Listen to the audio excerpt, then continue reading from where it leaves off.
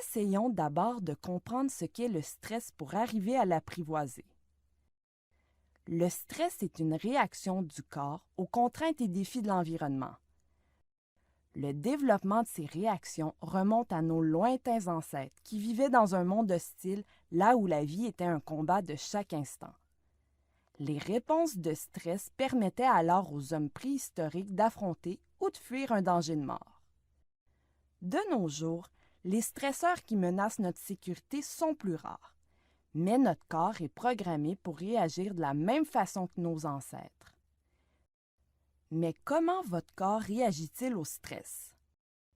Lorsque votre cerveau perçoit une situation comme étant une menace, il déclenche une série de réactions physiologiques et hormonales qui servent à mobiliser de l'énergie et à focaliser votre attention sur la source de la menace. Ainsi, les hormones du stress, l'adrénaline et le cortisol sont libérés dans le corps. Vos sens s'aiguisent ensuite pour vous garder en alerte.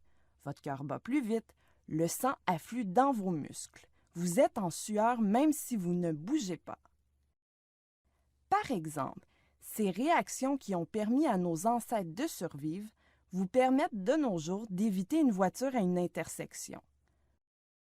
Toutefois, les menaces actuelles sont plus souvent subjectives ou psychologiques, comme la peur d'échouer à un examen. Le cœur qui bat plus vite et le sang qui afflue aux muscles ne peuvent pas contribuer à réduire cette menace. L'attention focalisée sur un échec éventuel peut vous empêcher de vous concentrer sur les questions d'examen.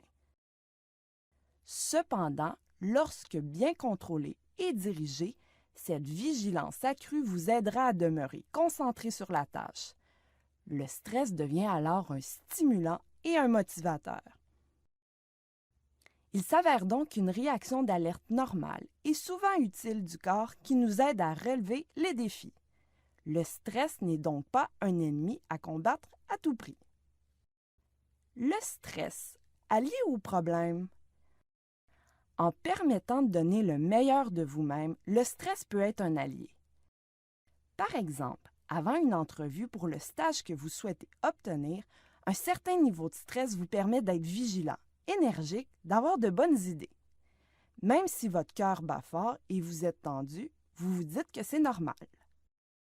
À l'opposé, si le stage ne vous intéresse pas, il est possible que vous soyez moins stressé, plus passif et moins performant.